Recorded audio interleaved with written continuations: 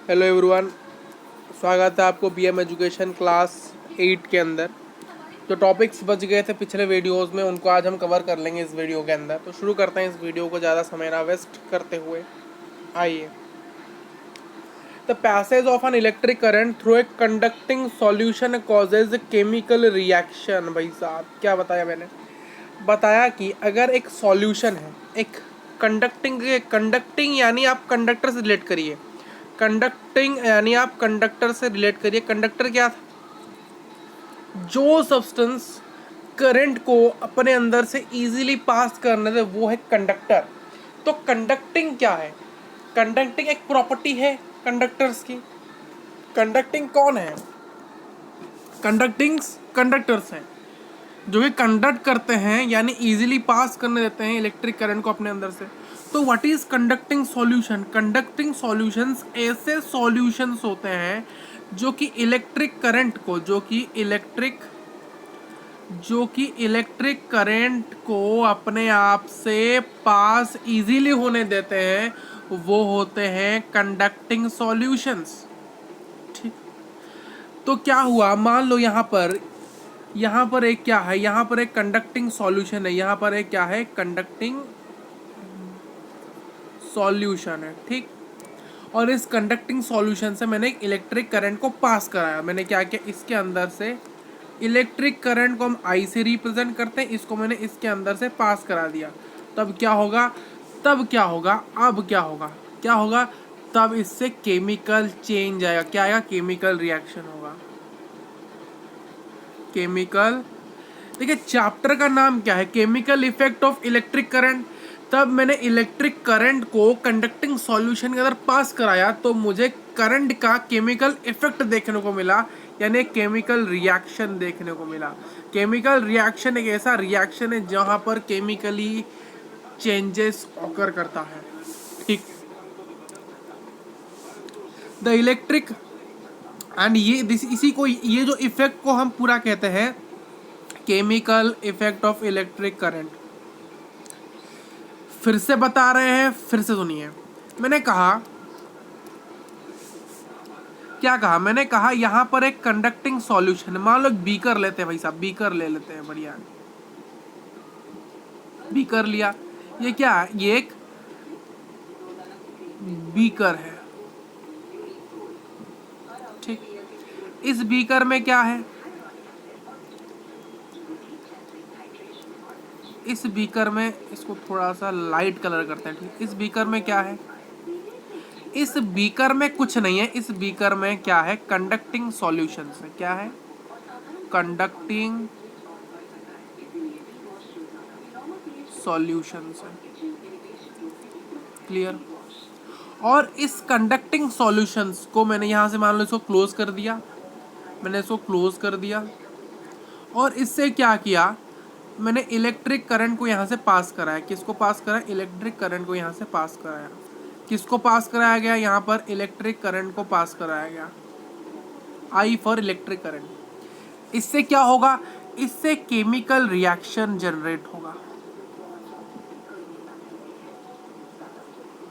और इस पूरे प्रोसेस को हम क्या कहते हैं? और इस पूरे प्रोसेस को हम कहते हैं केमिकल, और इसी पूरे चीज को हम कहते हैं केमिकल इफेक्ट ऑफ करंट या फिर इलेक्ट्रिक करंट।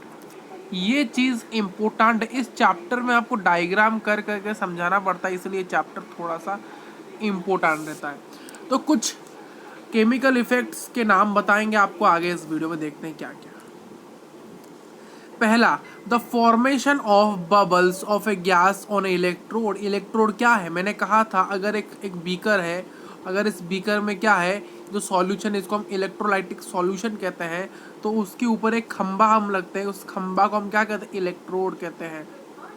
तो आपको कुछ ऐसा रिएक्शन करना है जिससे क्या यहाँ से बबल निकले। तो जो फॉर्मेशन होता है बबल, देखिए बबल क्यों होता है? बबल किस, देखिए आपने बीकर लिया, ठीक, बीकर लिया, सोडियम सल्फेट लिया और या फिर सोडियम हाइड्रोजन सल्फेट लिया, ठीक, और आपने क्या किया? आपने उनके रिएक्शंस कराए किसके साथ? एसिड या बेस के साथ, किसी के साथ भी। और आपको ये देखने को मिलेगा कि इस बीकर से आपको पॉप साउंड की क्या हो गया, आपको पॉप साउंड मिलेगा। और ये पॉप साउंड क्यों मिलेगा, क्योंकि बबल्स फॉर्मेशन हो रहे हैं H2 गैस के, यानी हाइड्रोजन के जब गैस के बबल्स फॉर्म होते हैं, जब ये एयर में जाता है तब पॉप साउंड जनरेट होता है। जब पॉप साउंड जनरेट होता है जब किसी हम सोडियम हाइड्रोजन सल्फेट या फिर सोडियम सल्फेट एसिड या फिर किसी स्ट्रॉन्ग बेस के साथ रिएक्ट कराते हैं। डिपोजिशंस ऑफ मेटल इलेक्ट्रॉन्स, हमने क्या कहा, इलेक्ट्रोड थी, जो इलेक्ट्रोड है यहाँ पर मेटल्स के डिपोजिशन गए, उनके पोजीशन को चेंज कराया, तब भी हमें क्या मिलेगा, chemical effect of electric current. हमने सॉल्यूशन के कलर को ही चेंज कर दिया, तब भी हमें अलग मिलेगा, क्या क्या मिलेगा। यानी ये जो पॉइंट्स किसके लिए, ये जो पॉइंट्स बच्चों को डाउट है, ये पॉइंट्स सर किसके लिए, देखिए ये पॉइंट्स है कि आपको chemical effect of electric current, आपको chemical effect of electric current जो है उसको आप कैसे डिटेक्ट करोगे, आप कैसे पता लगाओगे कि भाई साहब ये chemical effect of electric current हो रहा है। ठीक, कैसे पता लगाओगे, अगर आपके इलेक्ट्रोड के अंदर ये अगर आपका बीकर है और ये इलेक्ट्रोड है, अगर इस इलेक्ट्रोड के अंदर आपको बबल्स फॉर्मेशन होने देखे, यानी गैस जो गैस है उसका बबल्स अगर फॉर्मेशन होने लगे, तो समझ लेना आपका chemical effect of electric current यहाँ हो रहा है। अगर आपने मेटल इलेक्ट्रोड की डिपोजिशन कर ली, मान लो पहले ये देखिए, ये लेफ्ट साइड, ये कौन सा साइड है, लेफ्ट साइड है। पहले मेरा जो ये इलेक्ट्रोड है इसको मैंने लेफ्ट साइड से रखा था, और फिर मैंने बाद में क्या किया, इसको हटा के यहाँ कर दिया, इसको क्या कर दिया मैंने, राइट साइड में लिख दिया, किसमें, राइट साइड में। तब भी आपको क्या मिलेगा, chemical effect of electric current generate होते हुए मिलेगा। नेक्स्ट क्या है कि आपने सॉल्यूशन के कलर को ही चेंज कर दिया। पहले मान लो ये रहा मान लो येलो कलर था, क्या पहले सॉल्यूशन का कलर, ये क्या है, ये इलेक्ट्रोलाइटिक सॉल्यूशन है। आपने बाद में क्या किया, इसका कलर को ही पूरी तरह से चेंज, आपने क्या किया, इसके कलर को ही चेंज कर दिया। तो कलर चेंज करने से भी आपको क्या मिला, यहाँ पर क्या चेंज, कलर का चेंज आया है, तब भी आपको क्या मिलेगा, फर्क दिखेगा किसमें, chemical effect of electric current में। ये कुछ पॉइंट्स से आपको याद है, स्ट्रेट फॉरवर्ड क्वेश्चन आता है, डायरेक्ट क्वेश्चन आता है यहाँ से, DQ यानी डायरेक्ट क्वेश्चन आता है। आगे बढ़ते हैं, इलेक्ट्रोप्लेटिंग क्या है, बहुत important topic. The process of depositing a layer of desired metal on another material by mean of electricity is called electroplating. Electroplating यानी किसी को प्लेट करना, क्या करना, प्लेट करना। मान लो वही चेम से बड़ा सा बीकर है, यहाँ पर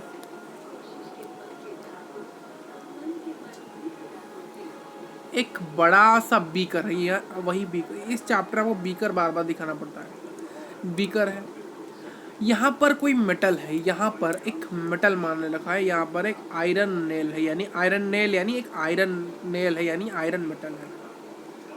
ठीक, या फिर सिंपली हम मानते हैं यहाँ पर एक आयरन का टुकड़ा है। ठीक, जिसको मैंने किसमें डिसॉल्व किया, जिसको मैंने एक CuSO4 के सॉल्यूशन में क्या किया है, डिसॉल्व करके रखा है। और इस CuSO4 और इस बेकर को मैंने एक और बेकर के साथ ज्वाइन किया है, जिसमें इलेक्ट्रोड एक है, और इस इलेक्ट्रोड से इस इलेक्ट्रोड में कुछ ट्रांसफॉर्मेशन होगा ही होगा। ठीक, क्योंकि यहाँ पर मैंने बैटरी भी लगाया है भाई साहब, क्लियर, तो कुछ तो ट्रांसफॉर्मेशन होगा।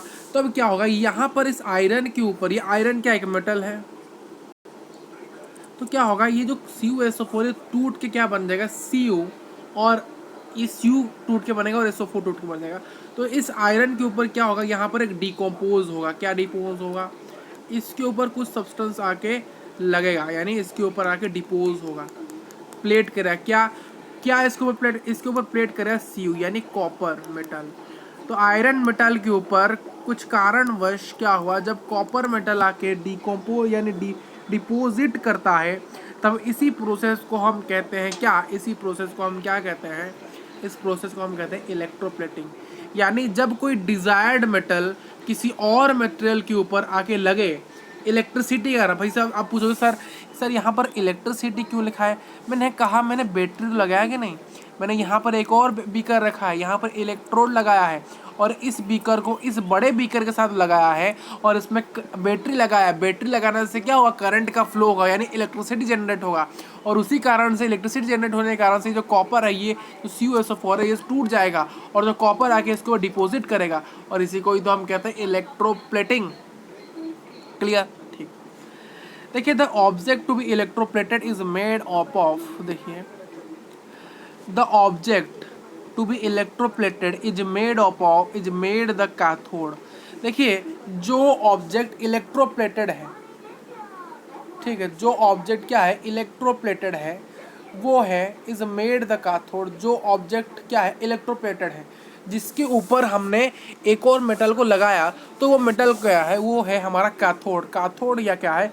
जो नेगेटिव इलेक्ट्रोड है, जो कि बैटरी के नेगेटिव टर्मिनल के साथ जुड़ा है। ये देखिए, मान लो ये बैटरी का सिंबल है, ये जो लंबा लाइन है ये बैटरी का पॉजिटिव टर्मिनल है, ये जो छोटा लाइन है ये बैटरी का नेगेटिव टर्मिनल है।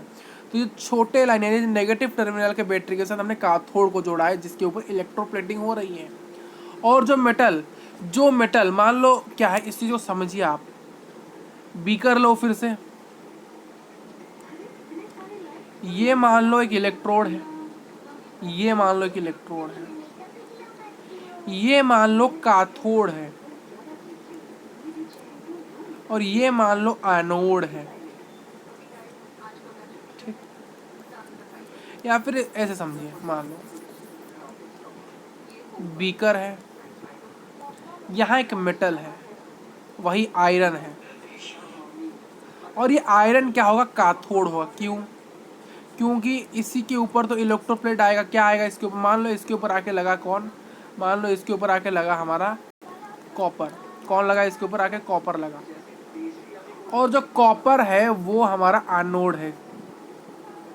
जो आयरन होगा वो बैटरी के नेगेटिव टर्मिनल के साथ जुड़ा होगा और जो एनोड है वो बैटरी के पॉजिटिव टर्मिनल के साथ जुड़ा होगा।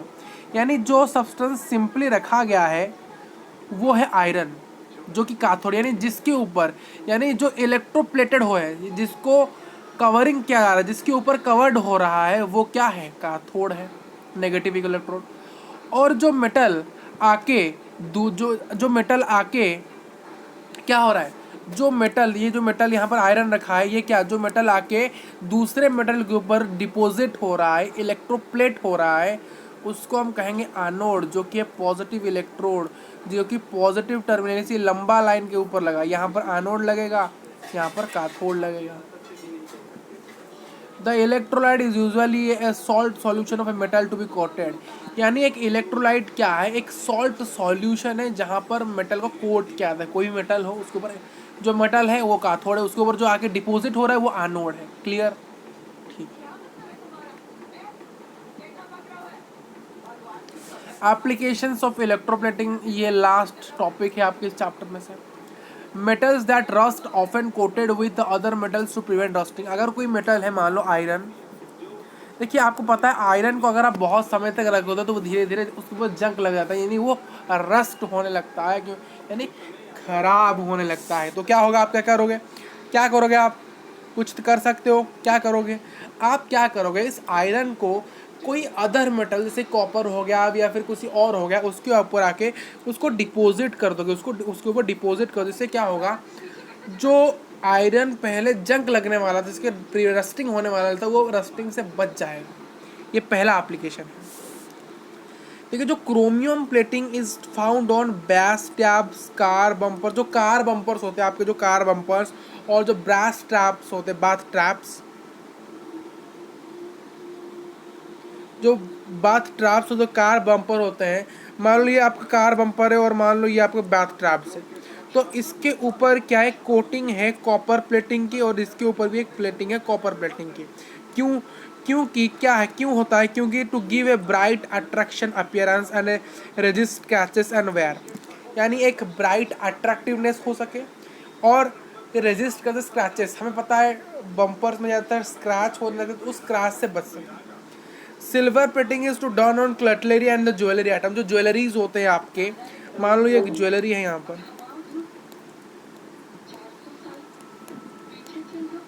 ये एक ज्वेलरी है, तो इसके ऊपर क्या होगा, इसके ऊपर क्या होगा, इसके ऊपर एक सिल्वर प्लेटिंग होगा। क्या होगा, सिल्वर प्लेटिंग।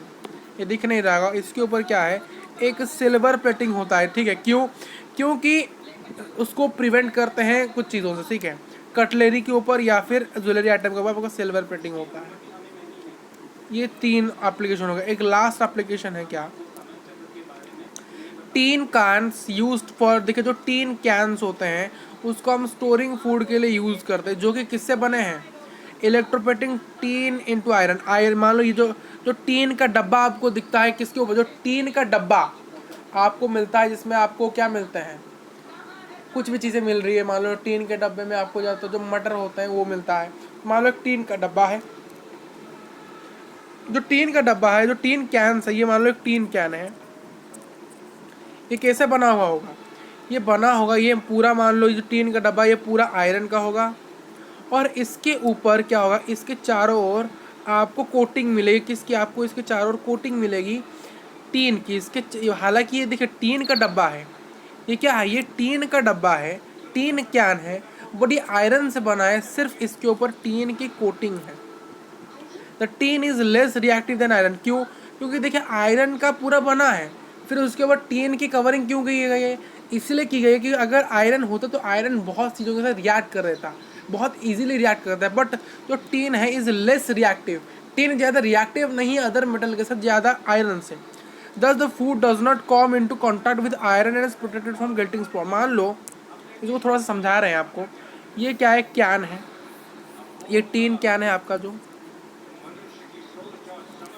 टीन कैन है, ठीक है, टीन कैन है, ये टीन कैन को पूरी तरह से आयरन से बनाया जाता है, और फिर उसके ऊपर क्या क्या आता है, इसके ऊपर इसके चारों ओर, इसको अलग कलर से देखते हैं यहाँ पर, इसके चारों ओर एक क्या करते हैं, प्लेटिंग लगाते हैं, किसकी, इसके चारों ओर एक प्लेटिंग लगाते हैं टीन की। इसके चारों ओर क्या करते हैं, एक टीन की प्लेटिंग लगाते हैं, किसकी प्लेटिंग लगाते हैं, टीन की, टीन की एक प्लेटिंग लगाते हैं। क्यों, क्योंकि अगर मान लो सिर्फ आयरन का बना हुआ रहता तो इसके अंदर क्या है, मान लो खाना है, आपका खाना है इसके अंदर, तो मान लो ये खाना जो है ये आयरन के साथ रिएक्ट होकर खाना आपका ख़राब हो जाएगा।